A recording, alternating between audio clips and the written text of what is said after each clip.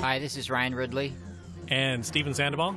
And I'm Justin Roiland. Dan Harmon. And here we are for this episode of Rick and Morty, your favorite episode. A lot of people do like this one. Yeah, Very dramatic. Steven Sandoval's here. He directed this Hello. puppy. So we're gonna get to hear some inside baseball in the storyboard department. Yes. People were already loving Rick and Morty as we monitored them on Reddit and critics and things, and then this episode came right at the height of everyone getting excited about the series. This was the first series to suggest that the picture got so much bigger and deeper and darker due to the ending. Yeah. Was this the one that people said, "Oh man, get baked and watch Rick and Morty," and then they watched this episode and that part happened? Like, never mind, don't put your don't bones get away. high. Put your bones away. Stop getting big! Too heavy. What's happening? Yeah, this was actually one of our first stories that we broke, along with Lawnmower Dog, for season 1. Me, Ridley, Dan, and Mike McMahon as our writer's assistant working at the castle. Yeah, the first 2 episodes. Don't worry about it, Morty. Right. You're For the good. full And there's not a blown premium on series. that right now, but you'll be getting girls. Yeah, and I remember we came up with that ending, this crazy fucking like have your cake and eat it too mindfuck ending. And we're like, that's a season finale. And I'm like, fuck it. Yeah. We were gonna do it second. We were gonna air it second. And then I was really like, let's do it in the middle of the season, so it's like a nice kind of I beg your pardon. let people get comfy with the characters in the world, and then just knock their brains out. And this episode's always what we talk about. Like, hey, can we do this? Can we bring back this person? Were they in the world before it was Cronenberg or after? Because Yeah. they could still be alive, like my popular character, Frank the Bully. Yeah. Was Now, killed in the Steven, Cronenberg world. when you since we don't often have directors in here for these 10 episodes, like what take these humble viewers through from the moment that you get involved. What's the first thing that happens to you? You wake up and there's a newspaper boy has rung your doorbell, and there's a shitty script on your doorstep. He's on fire. It's set on fire. And I have to Some stamp poop out. on it. No, actually, when I was getting hired, I got sent the first 2 scripts. I got sent this one and Lawnmower Dog. And I was reading them both, and this one appealed to me more. And so I was really excited when this one was the one that I Was assigned to you? Yeah, because it was just big and crazy. Which ones did you do this season? I did this one. I did Close Rick Counters of the Rick kind and Rixie Business. Wow.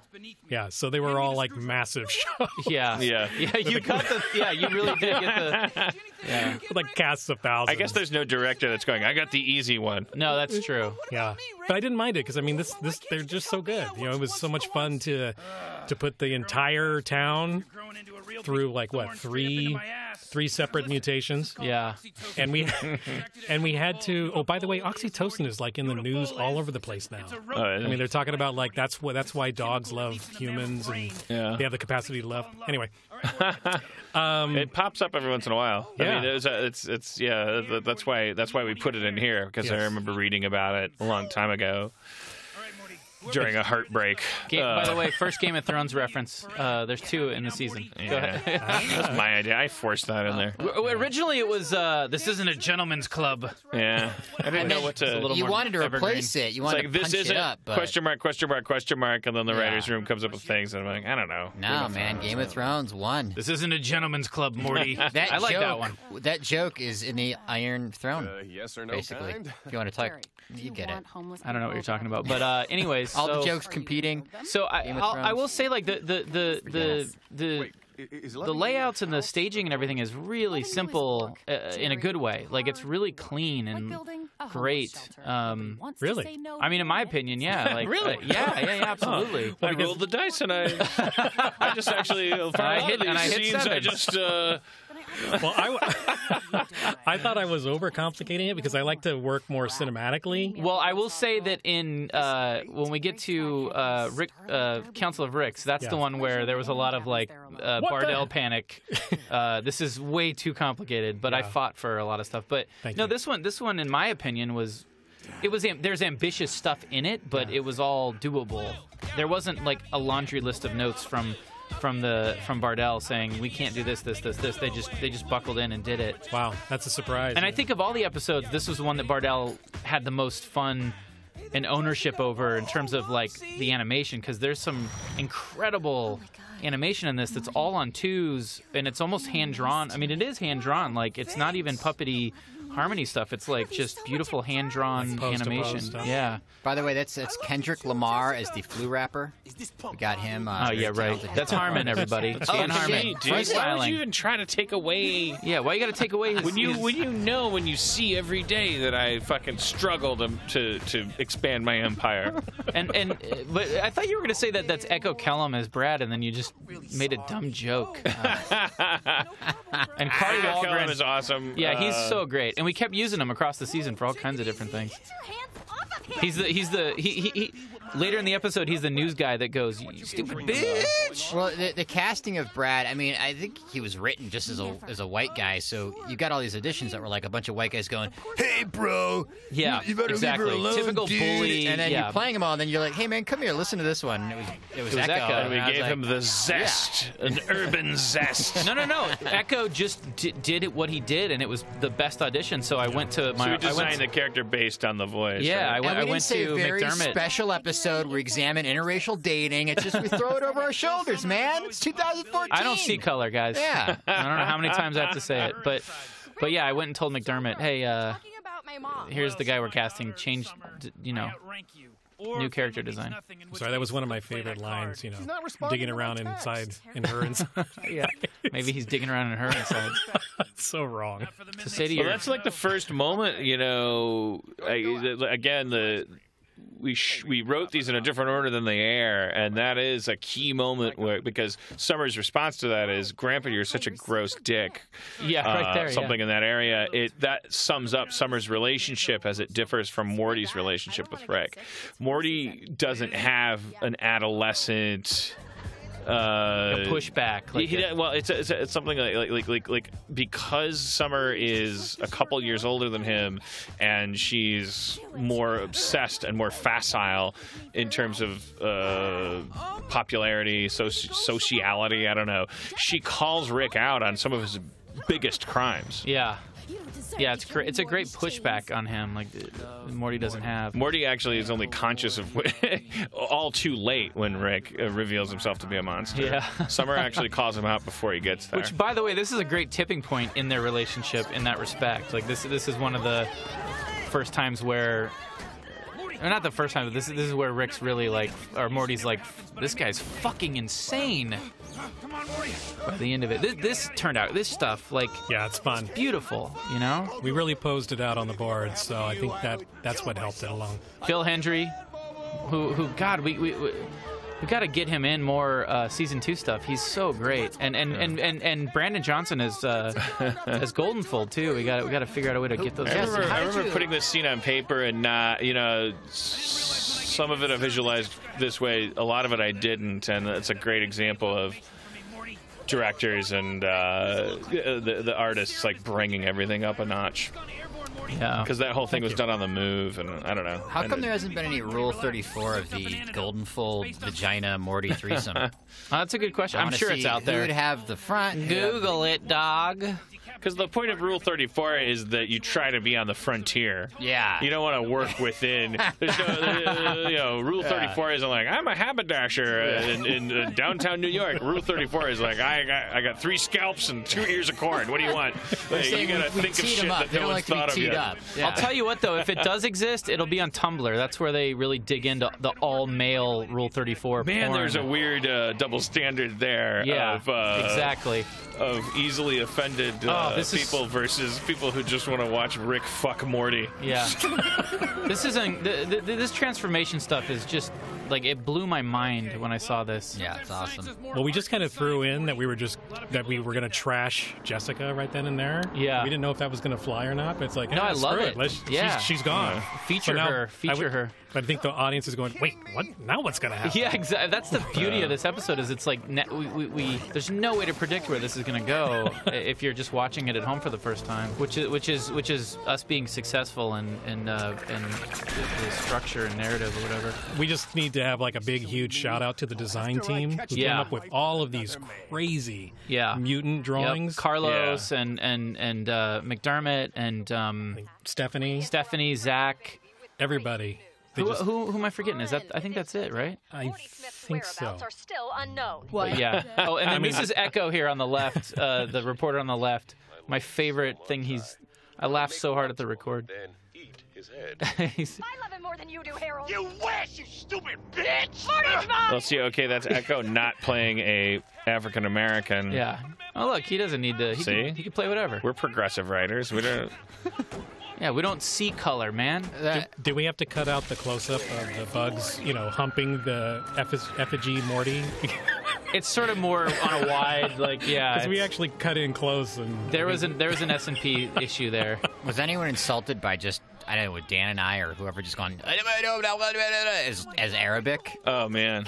Nah, come on. It's cartoony. Chinese. It's cartoony. That was all placeholder. I'll just go. I come into a booth and I got to do the voice of, newspaper vendor number 3, and then they go, well, while you're here, can you just go ching chong? Give us a little Arabic. Okay, great. Actually, what happened is we had a translator there who was bilingual Arabic and English, and they told us exactly how to pronounce sentences. So that's all accurate Arabic. Actually, what I'm saying is, I love everyone. I wish this world could be mended. This is one of the scenes that I sort of riffed. There's a couple scenes in this episode that I sort of went off book and kind of riffed a little bit. That was one just prior?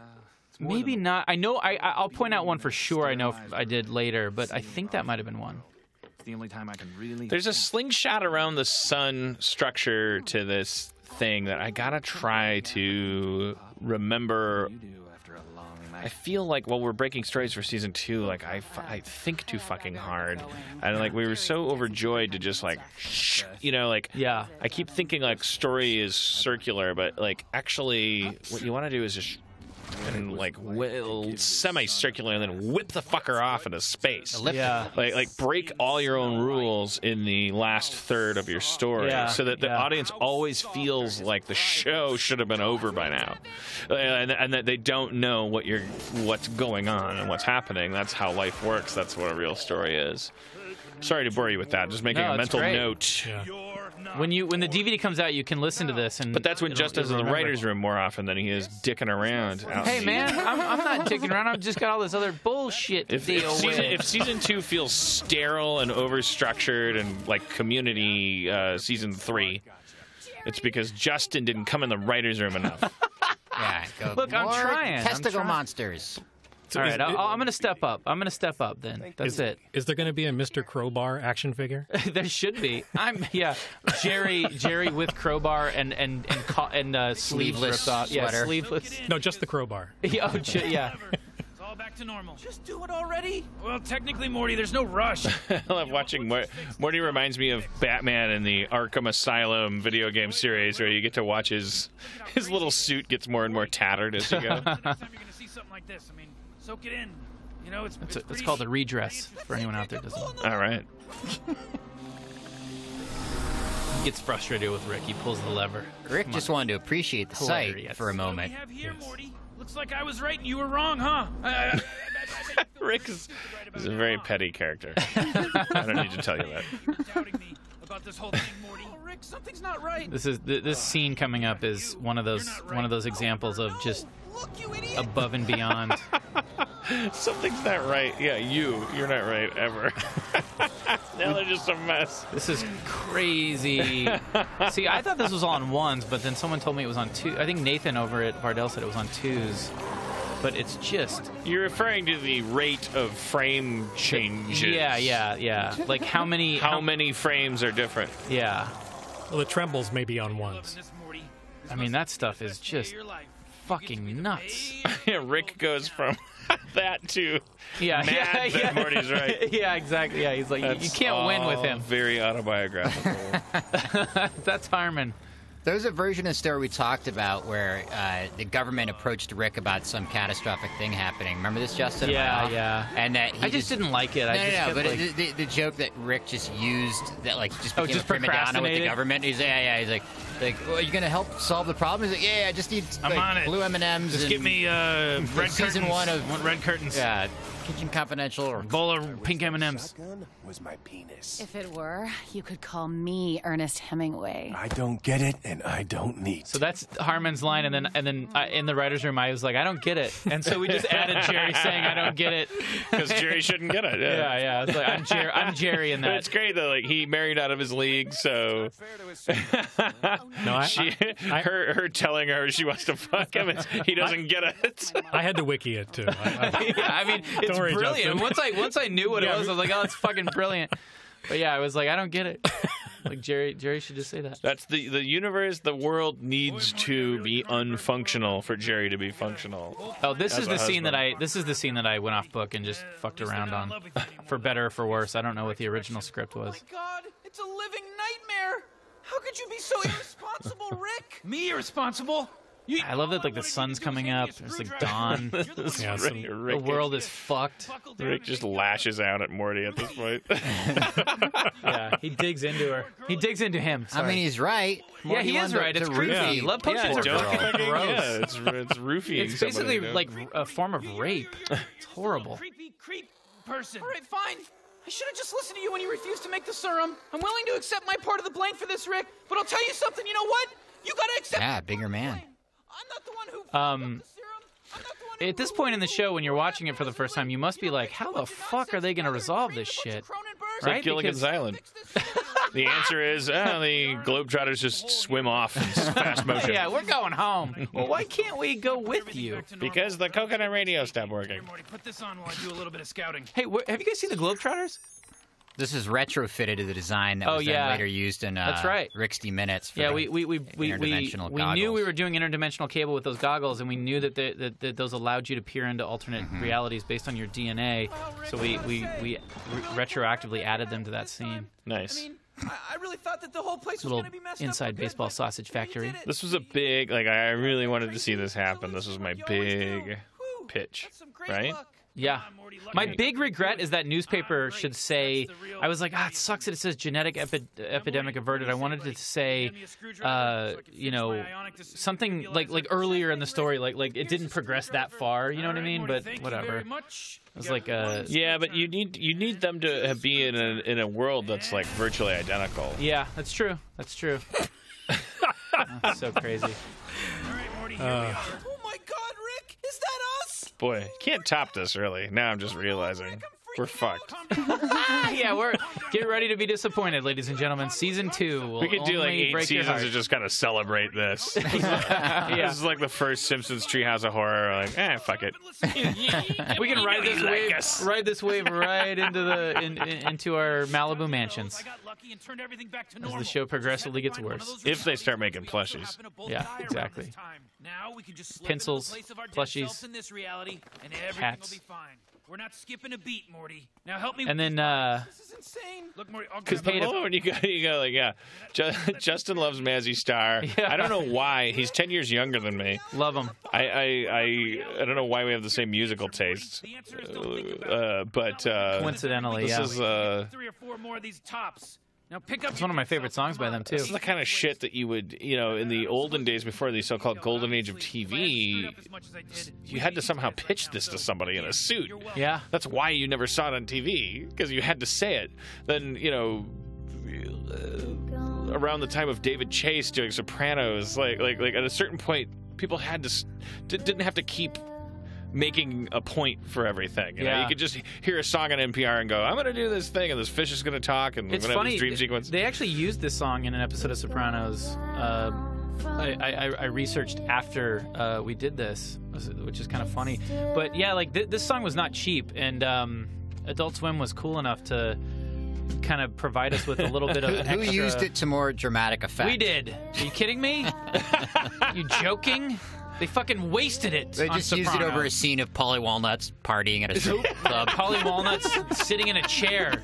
for 5 minutes. No, it was on the end credits. It was it was an end credits thing. But we have did television better? Come on, we did. My money's on us. We beat them. Fucking assholes. Fucking look at IMDb's top shows. We're above them. We're number 9 at last checked. When's the last time a cartoon got this much Morty. head up its ass? Morty's that last scene is such a great moment because Rick which by the way, can I ask you a question? When he early on he shakes that soda when he's talking to Jerry and he puts it back in, and then at the very end he goes and gets the soda. Was that something on purpose, or was that just like a weird accident? It was just a little something. I never noticed it until after it aired and after people started talking about it online and they called that out, and I was like, that's so fucking cool. Wait, what's the shaking soda thing? Like when he's in the kitchen and he's telling Jerry about like relationships or blah blah blah, he goes and takes the soda, shakes it, puts it back in, and then it's the one that he gets and drinks later in that last scene.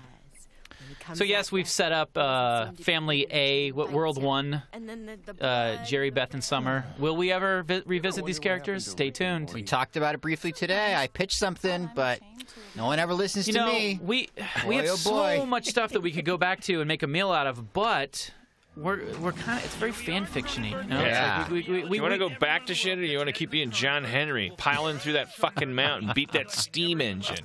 But I mean, I don't know. Maybe There's a little bit of a middle ground. If we can come up with something that's completely unpredictable, I don't know. And what do you want to see come back, Sandoval? Yeah. Oh gosh. These guys, right?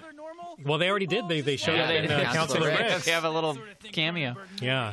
Gosh, you want Bird Person to come back? Is that it? That sounds like spin-off. Yeah, Bird Person's The Adventure of the spin-off. Bird Person. All right, everybody. Thanks. Keep watching these while you do your homework. This is the second one. Get your homework done.